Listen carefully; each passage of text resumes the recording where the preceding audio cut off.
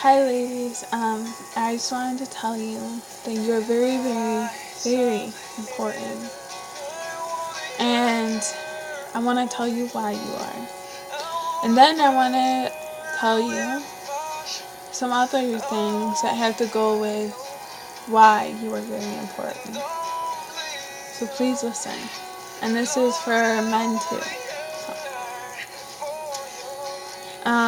In Song of Solomon 1:15, it says, "Behold, you are beautiful, my love. Behold, you are beautiful. Your eyes are doves." Also, in Song of Solomon 5:2-4, "I slept by my heart was awake.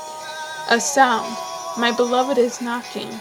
Open to me, my sister, my love, my dove, my perfect one. For my head is wet with dew, my locks with the drops of the night. I had put off my garment, how could I put it on? I had bathed my feet, how could I soil them? My beloved put his hand to the latch, and my heart was thrilled within me." See, I believe that this is true because it's talking about how Jesus, or God at the time, because Jesus wasn't born yet. Well, he was. Anyway, I'll get to that. But it talks about how we are important to God and how we're his perfect one, his dove, his beloved. We are everything to God. So I want to say a few things, if you'll let me. So here I go. You are beautifully and wonderfully made. And that's for all men and women.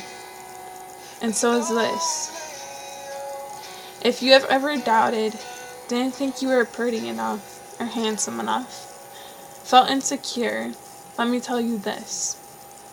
God has always been there from the beginning, when you were in your mother's womb. He thought of you before anyone else did. He placed you in a family where you felt like you belonged. So don't doubt or bring yourself down, because there's always someone that loves you, and his name is God. He sent his son to die for you and me on the cross. His son is Jesus. And he paid the way. And in the Bible it talks about how Jesus is the way, the truth, and the life. And no one comes to the Father except through me. That's the words of what Jesus said. So if you don't quite understand what I mean, let me explain. It doesn't matter how good of a person you are. You may be the nicest, sweetest, kindest person of all time. But if you don't have Jesus in your heart, then you will go to a bad and horrible place.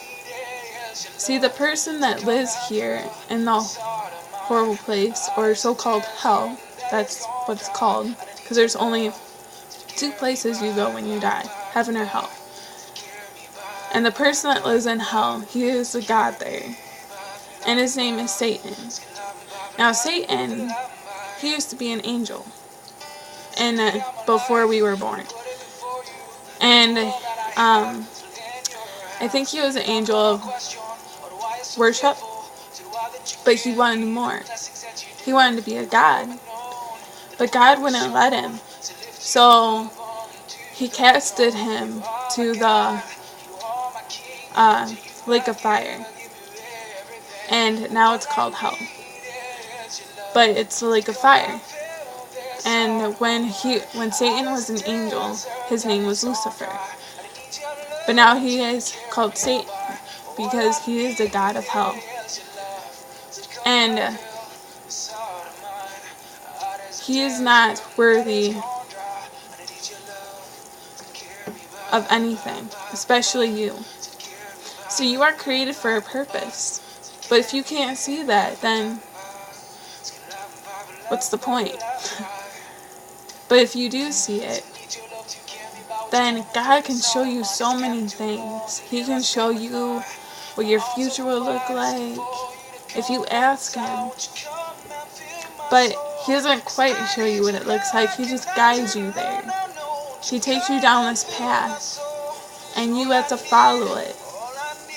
This narrow path, God will take you down. And eventually, you'll get to where He has called you to be. You have a calling on your life. So, it is your choice to choose or to accept it. See, I choose blessings, and I don't choose cursing. I choose life and not death. Because I believe that God has a plan for my life. I believe that there is a God. I have faith. Do you? If you do, that's great. I hope you continue to live out your life with God. Because God is your first love. See, God's my first. He is number one in my life. And then it's my family, and then my friends. But God will always be number one. Nobody can take His place. Not even the man I marry one day. And I know that God has called me to marry someone. I don't know who it is. I'm single, yes. I don't know who God has called me to marry. But I do know that that man can never replace God. Because God loves me so much. He loved me before I was even born. Before anything, He thought of me. And He thought of you. So I hope you take this, look at this video, think about what I said. Because it is important to know that you are loved by someone greater than all your problems. God is so big. Even the smallest little thing that you did, if you ever told a lie or stole something, the smallest thing, it doesn't matter to God. Because God will always forgive you. See, He throws your sin, He takes your sin and throws it as far as the east is from the west, and He does not remember them again. So if you ever ask Him, if you ever ask God and say, God, do you remember me doing this, this, and this? And He'll tell you no. Because He doesn't want to remember what you did. He wants to help you to get where He wants you to go. So please, look at this video as a positive thing.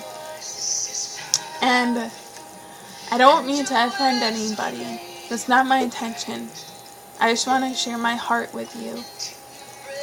Thank you.